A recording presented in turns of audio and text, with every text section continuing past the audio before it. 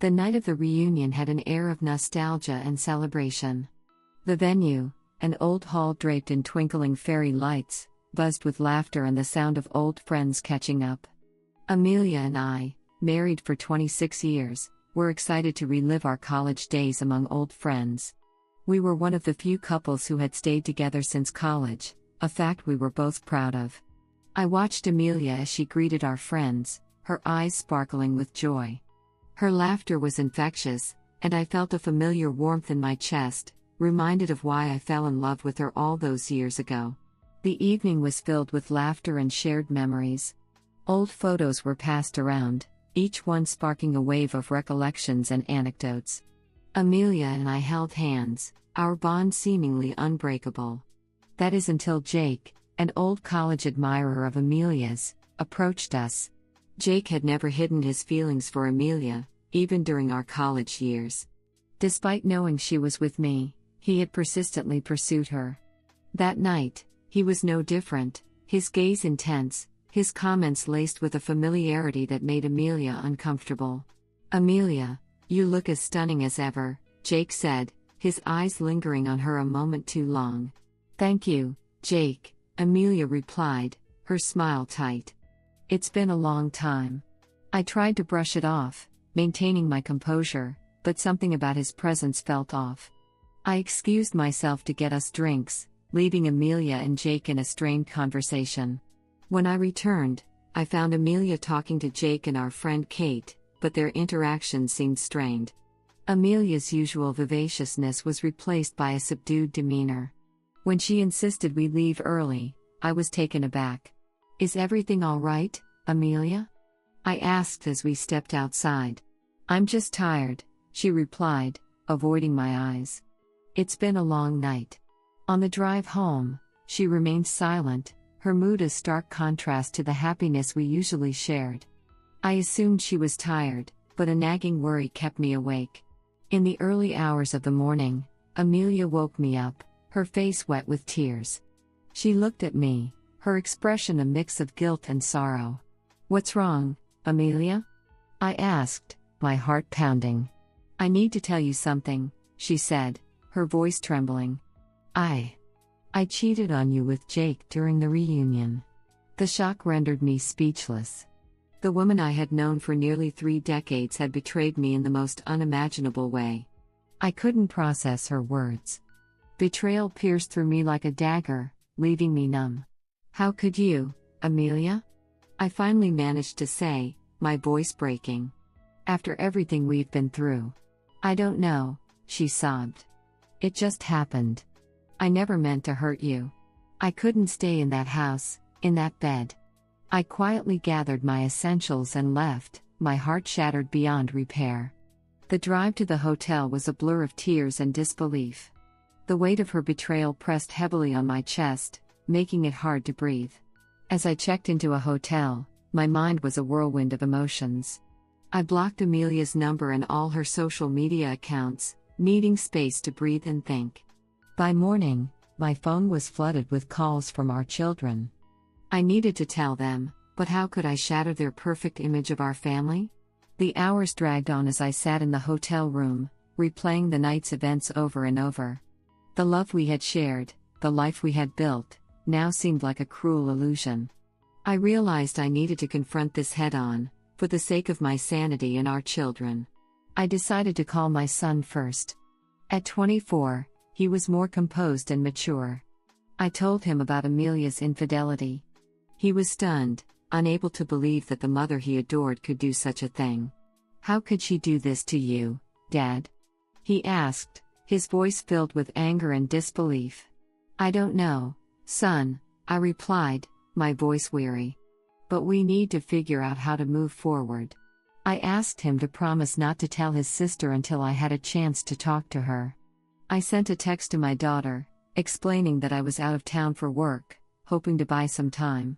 Over the next few days, I sought legal advice and found solace in online communities where others had faced similar betrayals.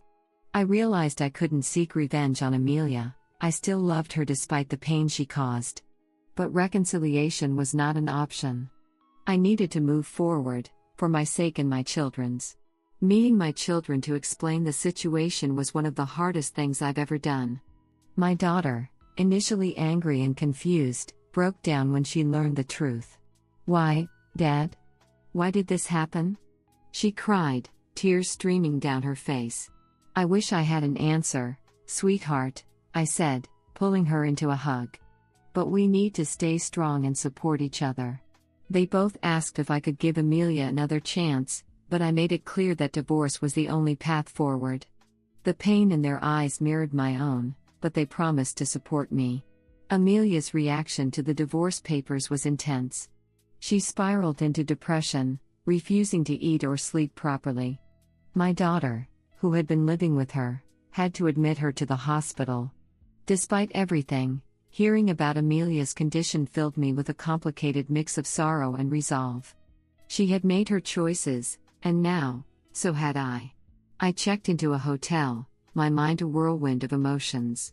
The sterile, impersonal room mirrored the emptiness I felt inside. I sat on the edge of the bed, staring blankly at the wall, trying to comprehend the magnitude of what had happened. Amelia's confession echoed in my mind, each repetition twisting the knife deeper into my heart. I blocked Amelia's number and all her social media accounts, needing space to breathe and think. By morning, my phone was flooded with calls and messages from our children. I needed to tell them, but how could I shatter their perfect image of our family? The first call I made was to my son, Daniel. At 24, he was more composed and mature. When he picked up, I could hear the concern in his voice. "Hey, Dad. What's going on? Mom's been crying, and you didn't come home last night," Daniel said, worry lacing his words. "Daniel, there's something I need to tell you," I began, my voice trembling. "Your mother. She cheated on me with Jake during the reunion." There was a long silence on the other end of the line. I could almost hear him trying to process the information. "She did what?" he finally exclaimed, disbelief and anger evident in his tone. "How could she do that to you? To us?" "I don't know, son," I replied, my voice heavy with sorrow. "But we need to figure out how to move forward." "I can't believe this," Daniel muttered. "Are you okay?" "I'm managing, but I need you to promise not to tell your sister until I have a chance to talk to her," I said. "She needs to hear it from me." "Okay, Dad. I promise. But what are you going to do?" "I'm filing for divorce, Daniel. I can't stay with someone who betrayed me like this," I said firmly. Next, I sent a text to my daughter, Emily, explaining that I was out of town for work, hoping to buy some time. I knew I had to tell her soon, but I needed to gather my strength. Over the next few days, I sought legal advice and found solace in online communities where others had faced similar betrayals. The stories I read were both heartbreaking and inspiring. They made me realize that I wasn't alone, and that I could survive this. One evening, while scrolling through one of these forums, I received a call from my lawyer. She had reviewed my case and was ready to discuss the next steps. "Mr. Thompson, given the circumstances, we can file for divorce on grounds of infidelity," she explained. "We'll aim for an equitable distribution of assets and ensure that your interests are protected." "Thank you," I replied, feeling a glimmer of hope. "I want this to be as smooth as possible for our children. They've already been through so much." Meeting my children to explain the situation was one of the hardest things I've ever done. We decided to meet at a local park, a neutral ground where we could talk without interruptions. As I approached, I saw them sitting on a bench, their faces a mix of worry and confusion. "Dad, what's going on?" Emily asked as I sat down, her eyes searching mine for answers. "There's no easy way to say this," I began, taking a deep breath. "Your mother and I are getting a divorce. She cheated on me with Jake at the reunion." Emily's face went pale, and she covered her mouth with her hands, tears welling up in her eyes. "Why, Dad? Why did this happen?" she cried, her voice breaking. "I wish I had an answer, sweetheart," I said, pulling her into a hug. "But we need to stay strong and support each other." Daniel, who had been standing silently, clenched his fists. I can't believe she did this to you. To us.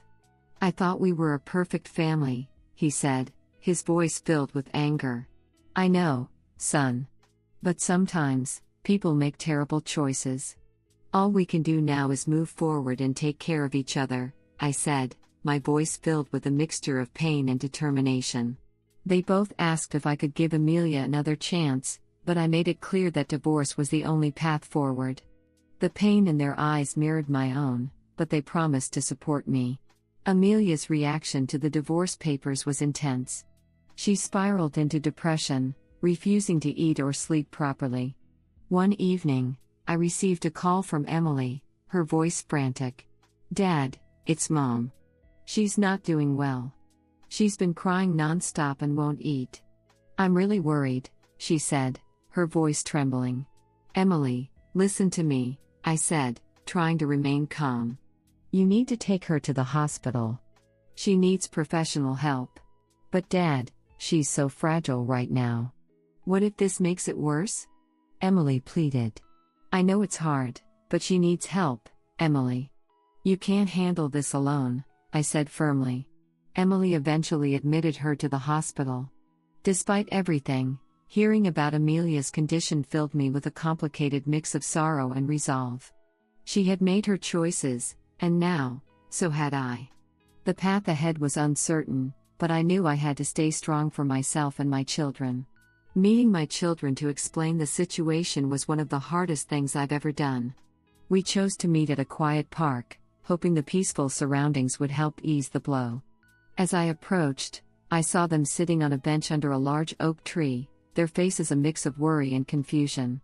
The late afternoon sun cast long shadows, and a gentle breeze rustled the leaves, adding a sense of calm before the storm. Dad, what's going on? Emily asked as I sat down, her eyes searching mine for answers. I took a deep breath, trying to steady my voice. There's no easy way to say this, I began. Your mother and I are getting a divorce. She cheated on me with Jake at the reunion. Emily's face went pale, and she covered her mouth with her hands, tears welling up in her eyes. Why, Dad? Why did this happen? She cried, her voice breaking. I wish I had an answer, sweetheart, I said, pulling her into a hug. But we need to stay strong and support each other. Daniel, who had been standing silently, clenched his fists. I can't believe she did this to you. To us. I thought we were a perfect family, he said, his voice filled with anger. I know, son. But sometimes, people make terrible choices.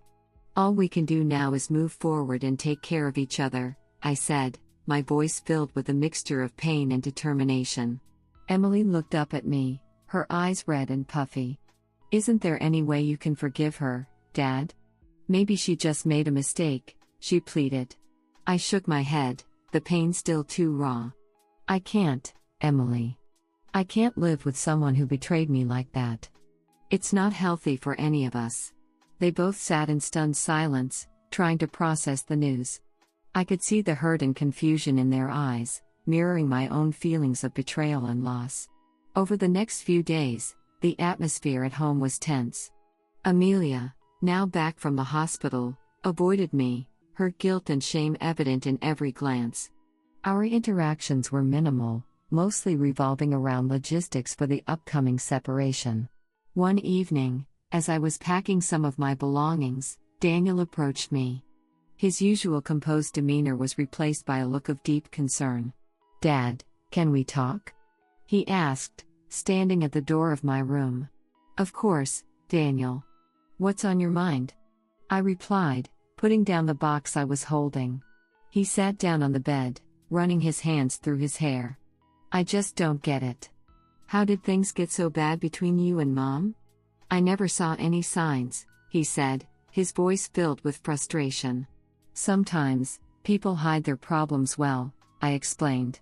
Your mother and I had our issues, but I never thought it would come to this. I was blindsided too. Daniel looked down, his eyes filled with tears. I just want us to be a family again. I hate seeing you both like this. I know, son. I wish things were different, but we can't change what's happened. All we can do now is try to move forward and support each other, I said, placing a hand on his shoulder. Amelia's reaction to the divorce papers was intense. She spiraled into depression, refusing to eat or sleep properly. My daughter, who had been living with her, had to admit her to the hospital. Despite everything, hearing about Amelia's condition filled me with a complicated mix of sorrow and resolve. She had made her choices, and now, so had I. The divorce proceedings were grueling. Each meeting with lawyers, each discussion about dividing assets, felt like reopening a fresh wound. Amelia and I barely spoke, and when we did, it was strained and filled with unspoken accusations and regret. The life we had built together was being dismantled piece by piece, each memory now tainted by her betrayal. One afternoon, during a particularly contentious meeting with our lawyers, Amelia broke down. She sobbed openly, her anguish palpable. "I never meant for any of this to happen," she cried, looking directly at me for the first time in weeks. "I made a terrible mistake, and now I'm losing everything." I felt a pang of sympathy but also a steely resolve. "Amelia, I understand you're hurting. But so am I. We have to do what's best for ourselves and our children. There's no going back," I said, my voice firm but calm. The divorce was finalized with assets split equally. It was a painful, but necessary, process. The house we had shared for years was sold, and I moved into a modest apartment, trying to start afresh. Amelia, on the other hand, stayed with a friend, trying to piece her life back together. As I settled into my new routine, I began to find solace in small things: morning jogs in the park, evenings spent reading, and reconnecting with old friends. I also sought therapy, which helped me navigate my emotions and start the healing process. The therapist, a kind woman named Dr. Wilson, offered me a safe space to vent and reflect. "John, healing takes time," she said during one session. "It's okay to feel a mix of emotions. What's important is that you're taking steps to move forward." "I just feel so lost sometimes," I admitted. Like everything I knew was a lie. "That's a normal reaction to betrayal," Dr. Wilson reassured me. "But you're not defined by what happened. You're defined by how you choose to respond and rebuild your life." With her guidance, I slowly began to rebuild. I reconnected with my children, making sure they knew I was there for them despite the circumstances. We had regular family dinners, and I made an effort to attend their events and milestones. One evening, as we sat around the dinner table, Emily looked at me with a tentative smile. "Dad, I know this has been hard on all of us, but I'm really proud of how you're handling everything," she said. "Thanks, Emily," I replied, feeling a warmth spread through me. "I couldn't have done it without you and Daniel.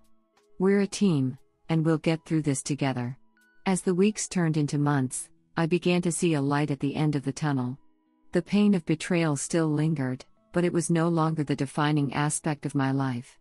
I was moving forward, step by step, and for the first time in a long while, I felt hopeful about the future. If you like this story, please subscribe, like, click the bell, and leave a comment. Thank you in advance.